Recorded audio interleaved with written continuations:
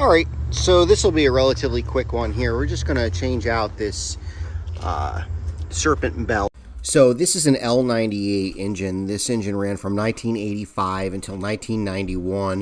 1984 was, of course, the L84 Crossfire, and 1992 went to the infamous LT1. So this will cover 85 to 91. And I'm not 100% sure what's going on with this thing. I may have some kind of pulley issue. I may have an AC issue, but I have no history on this vehicle. And I know that this pulley is at least at a minimum 15 years old. So before I do anything, I'm just going to change it out. And it's real easy doing a Serpent belt.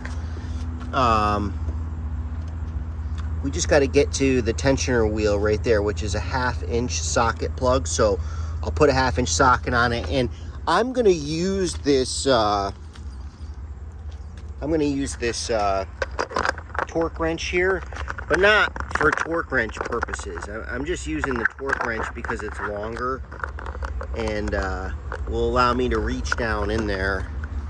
And you can see that tensioner pulley right there. And then what I'm going to do is I'm going to pull it off of the alternator, because that's a real easy spot to pull it off that wheel. And you don't need an extension or anything else. I mean, all you need is the wrench. And like I said, I'm just using this torque wrench because it's long. And there we go. Put it in there, take the pressure off, and I'm just going to pull the belt off of the alternator. And that's it right there. Just that easy. And the belt is loose. And there is an accessory belt diagram right there to help us out in the event that we lose track of how it is put on. Obviously, it's going around the air conditioning unit, and then, you know, over the top and around the air conditioning unit, and then down and around the tensioner pulley, and then the main crank going around it, and then you have a pulley there, and then it comes off to the right and around the alternator and over the top of the air pump, and then down and around the water pump, and then back up over the AC. So got this diagram to help us out. I'm not going to go crazy worrying about it. I think this path is pretty easy on this L98, but let's just take this off of here. So, and what happened to us was we were driving, just getting on the highway, and I started to hear this slapping sound, and this old belt, which you can see is cracked and old, and I'm hoping it's just the belt is old. Part of it started to come off and was hitting the hood. And you can actually see up here where it hit the hood a little bit. But one thing I am going to do before I just slap this other one on there is I'm going to check these items. And the alternator is free flowing. The air pump is free flowing. This pulley right here, which is just a pulley, is free flowing. The water pump feels good. I don't feel any odd resistance on the water pump. The AC unit is probably my biggest concern. Nope, free flowing on the AC unit. Free flowing, and nothing feels weird on the tensioner pulley. So good. All right, I like it. No issues with pulleys. I'm going to go ahead and slap this new belt right back on.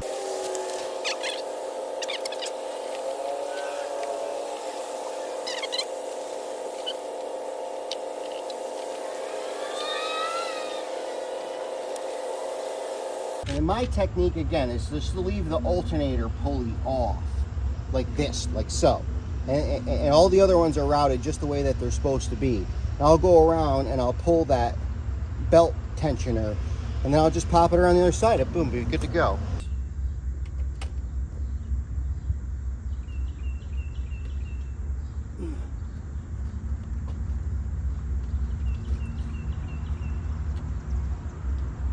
There we go.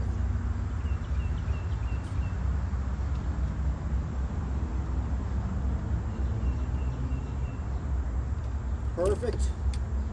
Just going to double check that it's on these all appropriately, which it is. I am going to double check the path because I haven't done one on this car, and yeah, the path looks completely good.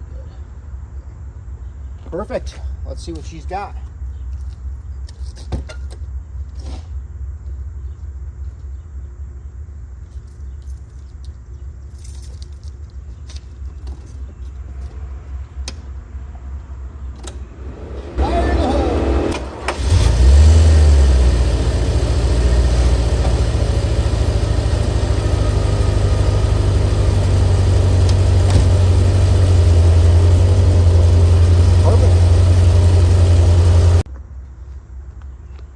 Of course, if you chose not to wear gloves, no job is complete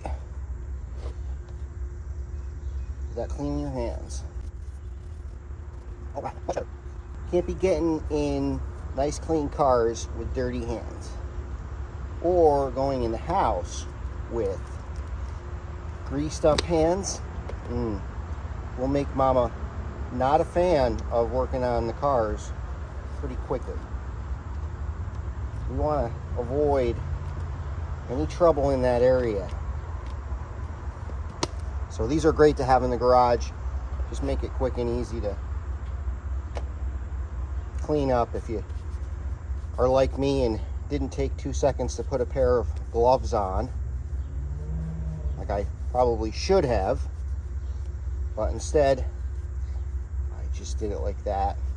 So really, again, really simple, not a lot to it. Use a 1/2-inch drive on the belt tensioner, 1/2-inch ratchet plug on the belt tensioner. You don't need an extension or anything else.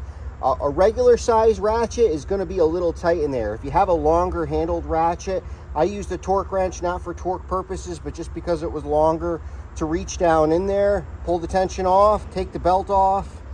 Look at the pulley diagram if you have to. Look at it, take some pictures, make a quick video of it to back yourself up, just in case you mess something up. But this belt is pretty straightforward, pretty easy. You can see which one. Some of the pulleys are grooved, and you can tell, like, that's where the grooved side of the pulley goes. Some of the pulleys are smooth, so that's a pretty good clue that the smooth side is going to run there.